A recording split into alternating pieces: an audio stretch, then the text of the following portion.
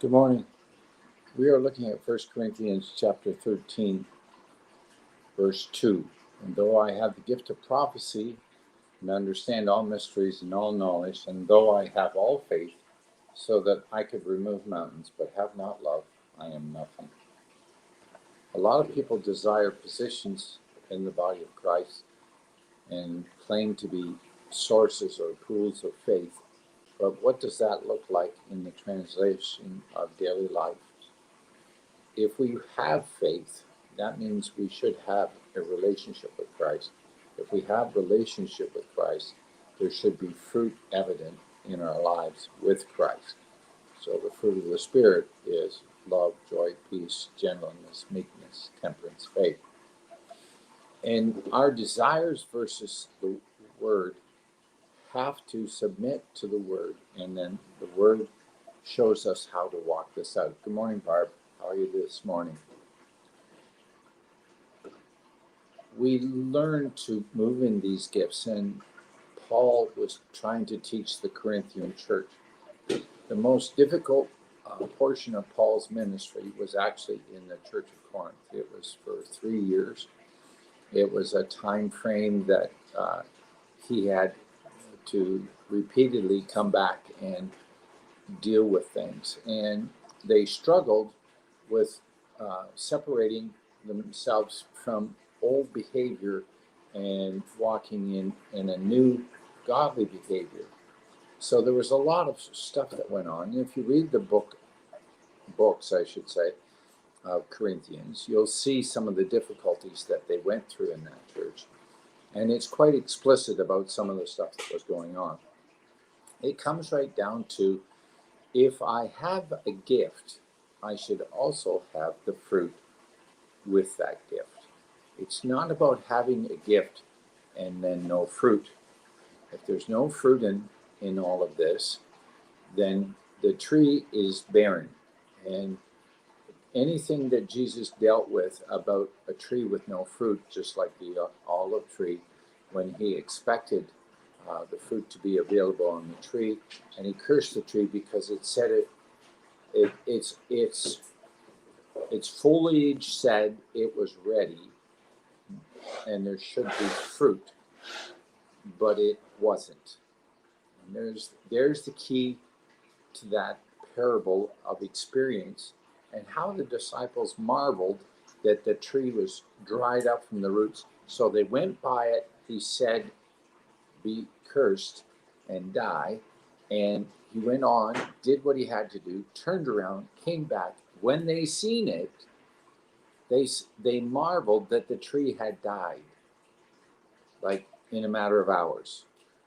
Not days, but hours.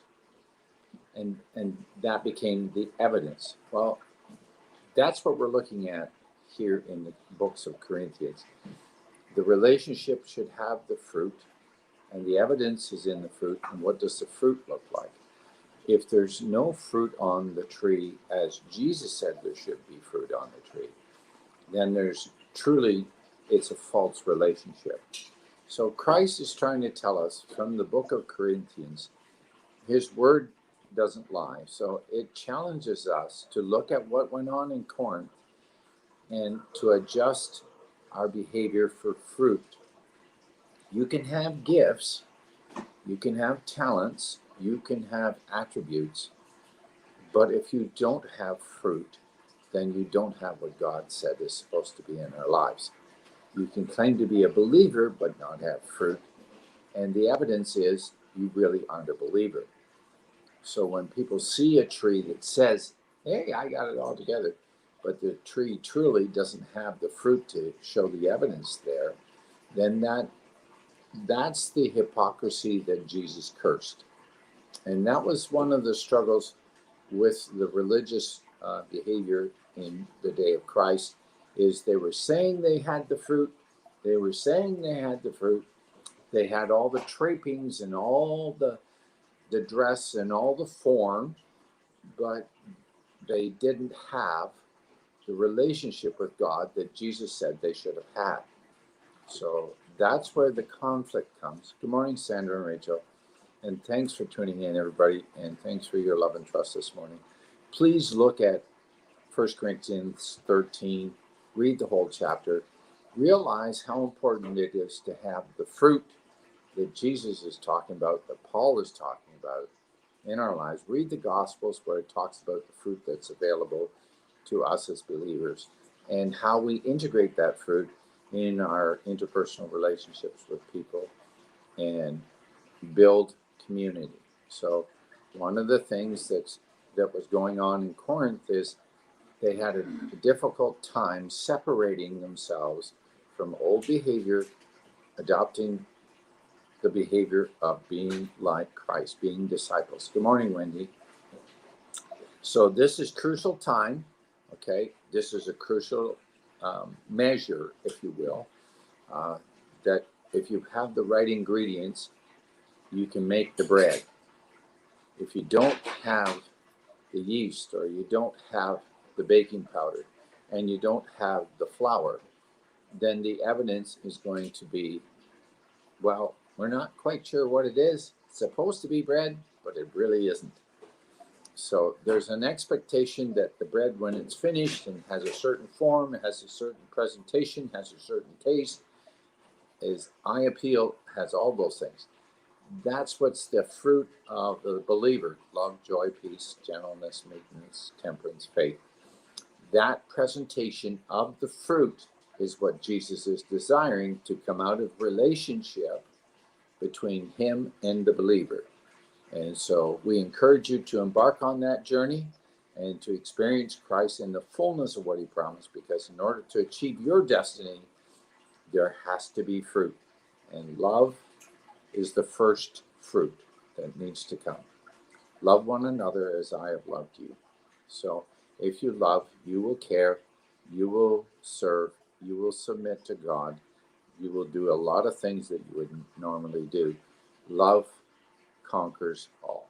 And if you look at that, 1 Corinthians chapter 13, verses 1 through to the end of the chapter, Chesley, if you want to look at that, that will help you.